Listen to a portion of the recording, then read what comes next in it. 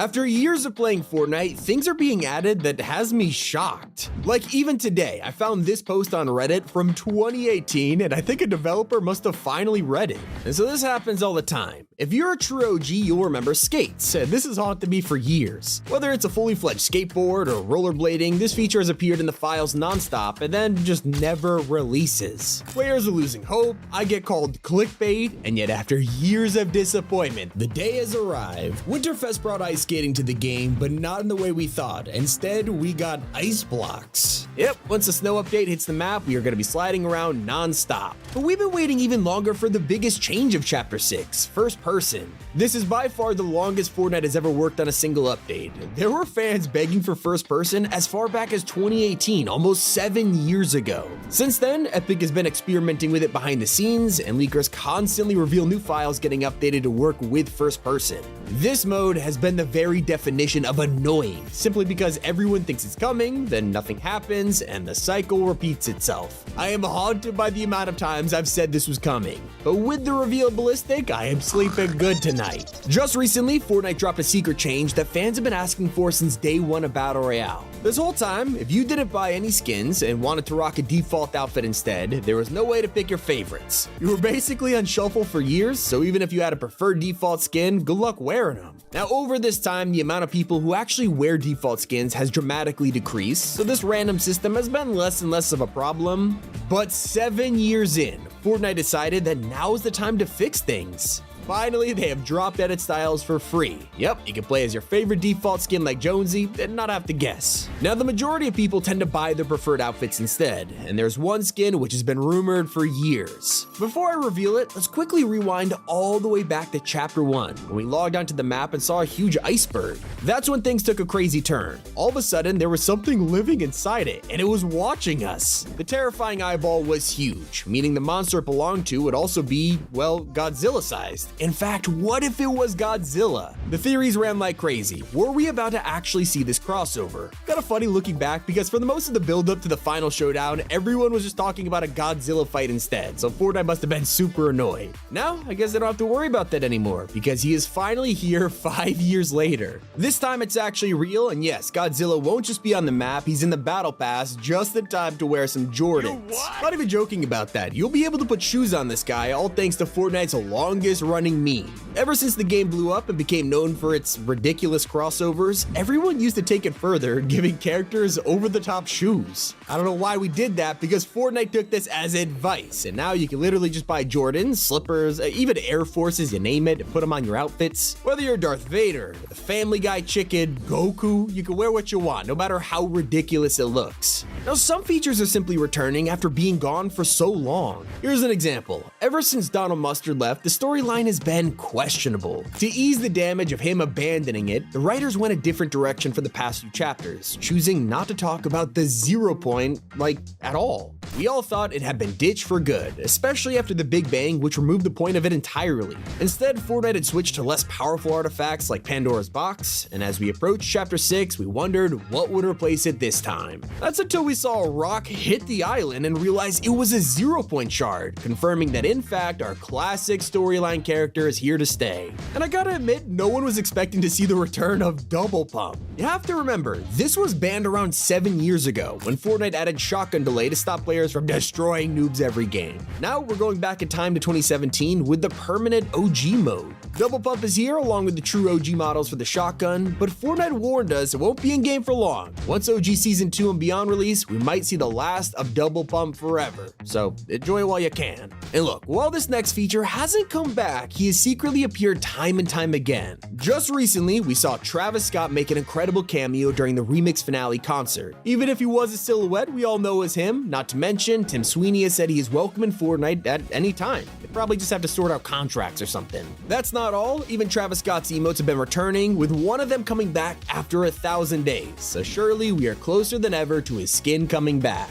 Even POIs are making secret returns. This season, the entire reality is designed around Japan, whether it's modern buildings or traditional samurai temples. But I can't be the only one thinking this feels super familiar, and that's because of the biggest theory out there. There's a 99.9% chance that this island is the exact same reality that landed on the map in Chapter 4, the one that brought Mega City to the game? Well, you could consider this island as Mega secretly returning after nearly 2 years. I guess it was never able to leave the Chapter 4 map and return to its original reality because it's just totally missing on the island. A feature that did leave for several years though was added all the way back in 2020, and it's often considered one of the most powerful additions to duos and squads. In the original Spy season, Fortnite added the ability to shake down knocked opponents, and it basically pinged their entire team nearby. It's a great idea to stop players instantly finishing enemies, but it also made it even more annoying to be revealed to the enemies. Now, it vanished with Chapter 3, with everyone thinking it would probably never be seen again, until Remix came along with the feature back for only 30 days. Same thing goes for the decoy grenade, one of the few original items from Chapter 2 that has never made a return since. But thanks to Remix, we got a chance to use it once more, something most people thought we would never see again.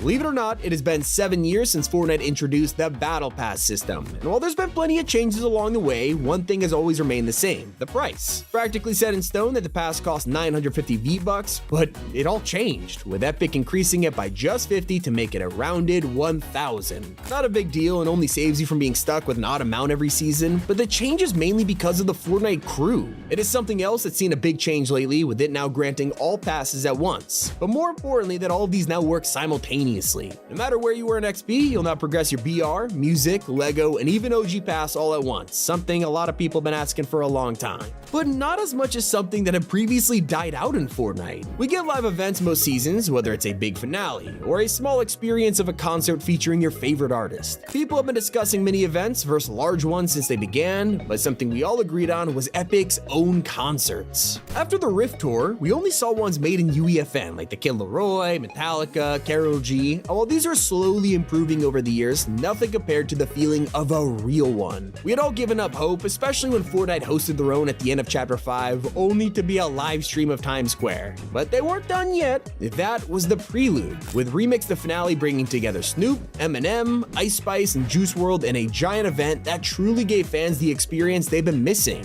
Most people started to give up on Klombo's return, with years of him going extinct. From the moment he was added, players fell in love, and even Epic promised they would nuke Tilted if anything happened to him. So when he was gone after a few months, they stuck to the word, destroying the place. Seasons went by as we watched more Klombo mounts appear, hitting quests, and even a skeleton on the map. Epic were clearly trolling us, and it went nowhere. Then, earlier this year, LEGO Fortnite started building an update live in front of us. Klombo was coming back, but now made out of bricks. Even some weapons have been lost to time over the years, and while some may still be around, OG Fortnite has given us the chance to truly use the original versions. That includes the Burst AR. Since Chapter 1, this thing has been changed countless times into a 2-burst, a FAMAS, even a scoped AUG, but we've never gone back to the original model until now. And OG isn't just giving players a chance to try out dropping at old locations with items they've missed, but also the opportunity to rewatch live events. According to some streamers, Epic has told them to expect the old events to replay as we progress throughout each season of the chapter, starting with the Rocket launch in Season 4. So,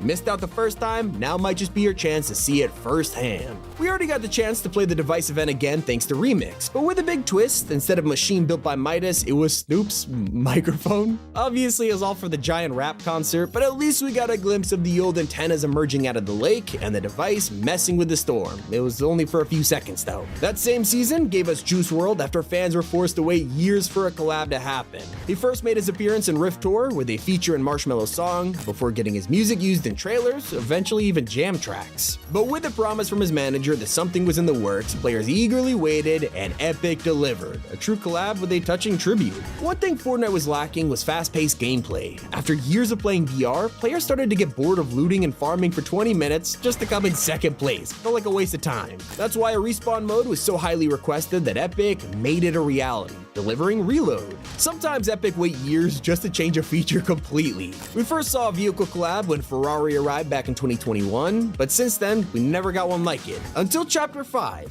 Now car collabs don't give us a brand new vehicle with a special boost or like features like that, they're all in the shop. Everything is now purely cosmetic, with Lamborghini, McLaren, even Nissan joining the game as customizable car bodies. One time in history, Fortnite made a decision to make collabs like these an entire season. Of course, I'm talking about Nexus War. The Marvel season was the first of its kind, giving us a load of content and a whole pass of superheroes and villains. Like, at the time, it was revolutionary, but split the community in two: those who loved it and those who weren't fans, meaning they didn't like the entire season. We've always had more Marvel collabs since, but never did we expect another season until Kevin Feige himself revealed Absolute Doom for Chapter 5 Season 4. Not only did it give us another crossover season, but a second Doctor Doom, Iron Man, and even the return of Galactus. Well, sorta. Now, you know it's bad when some Marvel collabs take years to make, because the first one took 3 years before it became a skin. I'm talking about Thanos. He was first added with the Infinity Gauntlet LTM for the brand new movie, but it wasn't until Chapter 2 Season 7 that we'd actually receive him as a wearable skin, Snap included. Perhaps Fortnite's greatest teaser was for Lady Gaga's arrival in Festival. You see, in Chapter 3, Epic dropped a random emote called Jug Band. Seemed pretty weird at first, right? You play some homemade instruments and your squad mates could even join in with their own, improving the song as you go. But play it with all 4 people and you'll hear this.